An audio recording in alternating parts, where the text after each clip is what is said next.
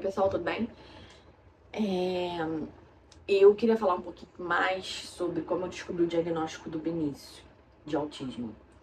Porque muitas pessoas vieram me perguntar pra onde levei, por que eu desconfiei.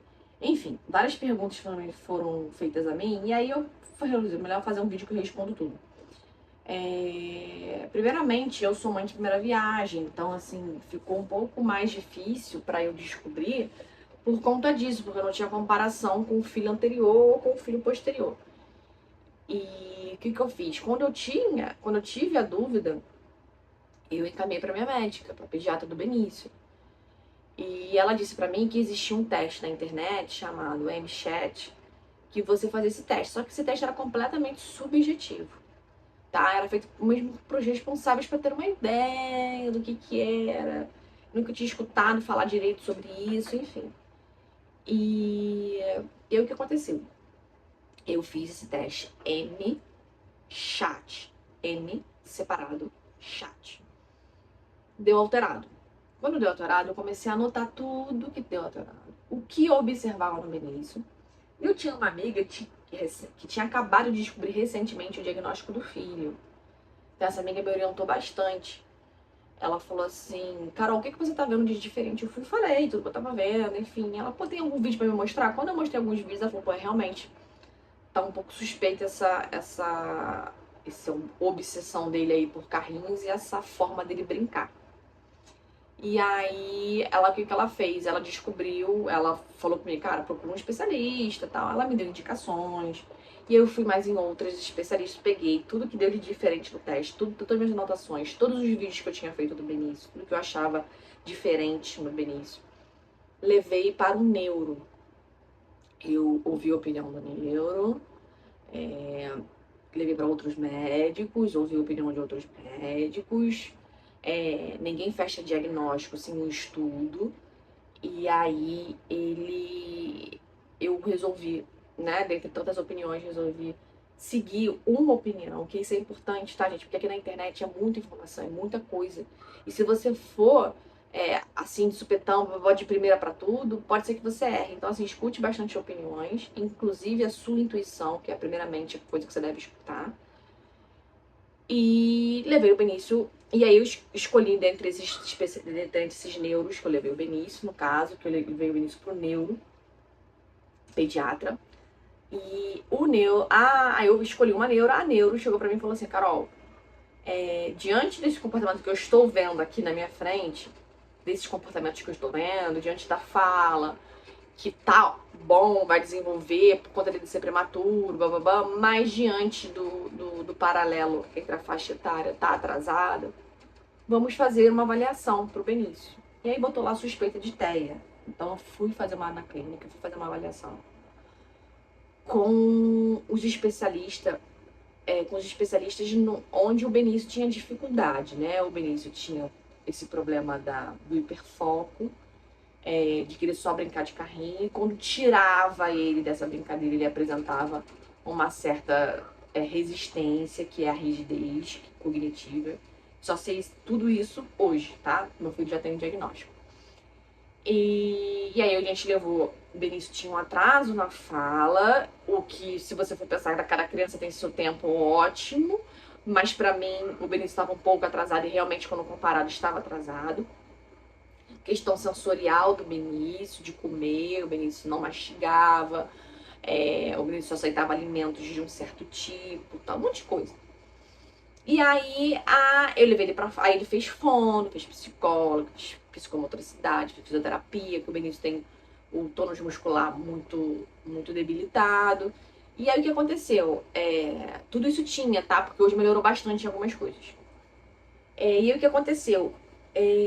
Após a avaliação em várias. Eu fiz em 2 clínicas, tá, gente? A avaliação com as terapias.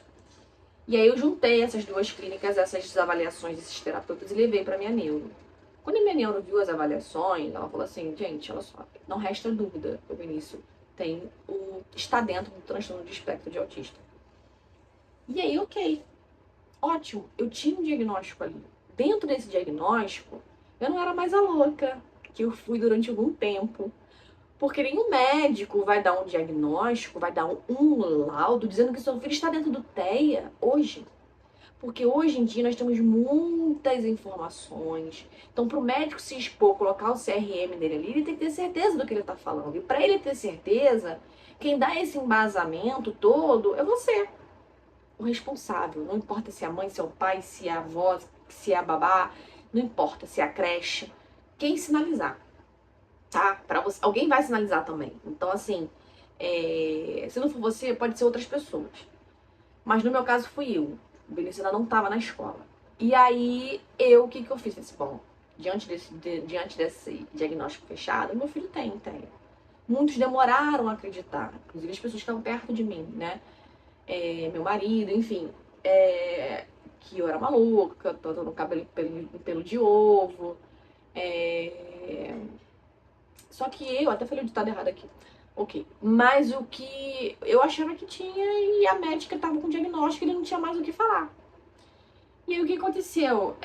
Para o médico dar um diagnóstico, isso é muito importante, tá, gente? Porque quando a gente consegue um laudo, a gente consegue muita coisa, porque isso começa a tirar aquela nuvem preta de cima da cabeça da gente, a gente começa a enxergar, claro, quando tudo que a gente estava vivendo é embaçado. E aí eu fiz os tratamentos adequados, de acordo com o grau de suporte que o Benício tinha, que é o grau de suporte 1. Fui muito criticada no início, porque assim, a minha maternidade foi muito difícil por conta dessas questões, porque nada foi fácil, nada foi tranquilo. O sono do Benício não era tranquilo, a alimentação do Benício não era tranquila, a forma de brincar do Benício não era tranquila, o Benício não interagia, o Benício só queria brincar com carrinho. Você ia fazer qualquer tipo de coisa com o Benício, tirar o Benício de uma coisa, trocar fora qualquer tipo de troca, de transição de atividade, ele berrava, ele não queria, por conta da rigidez dele. E aí eu fui descobrindo que todas essas coisas do Benício tinham nomes, não eram coisas da minha cabeça. E aí eu descobri que o Benício tinha rigidez cognitiva, o que levava da rigidez cognitiva ao transtorno de processamento sensorial. Por ele ser muito rígido, o Benício, quando muda de rotina, muda de ambiente, o Benício também muda de comportamento, então ele para de comer. O que o Benício come não é adequado para a idade dele, porque ele não consegue comer pedaço, ele não tolera pedaços na boca, porque a parte sensorial dele não suporta. Então ele cospe.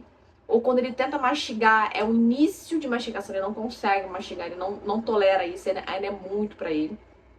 Então ele não consegue mastigar, então assim, é difícil fazer certos tipos de coisas com o Benício na rua, porque ele não come qualquer coisa em qualquer lugar. É seletivo para certas comidas, é rígido para experimentar, então isso complica bastante. O Benício tinha muito problema no sono, muitos despertares noturnos. Tinha essa questão do hiperfoco por carrinhos, tinha a questão de movimentos repetitivos, de não dar função aos brinquedos, somente brincar de uma forma, o hiperfoco dele era o carrinho. Então, assim, o importante é que o médico, ele vai te situar e te colocar a par se seu filho tem ou não um diagnóstico de autismo, com base no manual, né, que é o DSM-5. Se você colocar na internet, você vai ver. DSM-5, que é o manual de diagnóstico. E lá fala do teste, se enquadrar dentro dos requisitos, ele vai dar o diagnóstico, não tem como negar. E sim, não existe criança com cara de autista, entendeu? Se a criança tiver grau de suporte mais elevado, ela vai aparentar mais facilmente. E é mais fácil até de você diagnosticar e tratar. Agora, quando a criança não aparenta, é difícil você ter um diagnóstico e você tratar, porque a criança não aparenta. Todo mundo acha que a criança autista tem que ter cara de autista, e isso não é verdade. Às vezes a criança não tem cara e ela tem um grau de autismo, entendeu? Primeiro você precisa entender o que é o autismo para você entender toda essa parte inteira. Só que você só vai saber isso com convivência, não tem como. Então assim, acho que esse vídeo ficou mais legal porque vocês podem procurar o teste, os responsáveis de fazer em casa, dando alterado, procura um especialista, se for criança, um neuro, se for maiorzinho, um psiquiatra infantil. Ele vai mandar avaliar, estudar nas clínicas multidisciplinares com as terapias. Depois disso, vai ter um laudo desses terapeutas. Você vai levar pro médico de novo, que é um neuro ou psiquiatra. E aí ele vai ver se consegue fechar ou não. Pode ser que ele não feche, tá? E não é de primeira isso. Pode ser que ele não feche. E você vai ter que continuar fazendo a avaliação até ter certeza do que o seu filho tem. É isso, gente. Próximo vídeo eu falo um pouquinho mais das características do Benício. Beijo!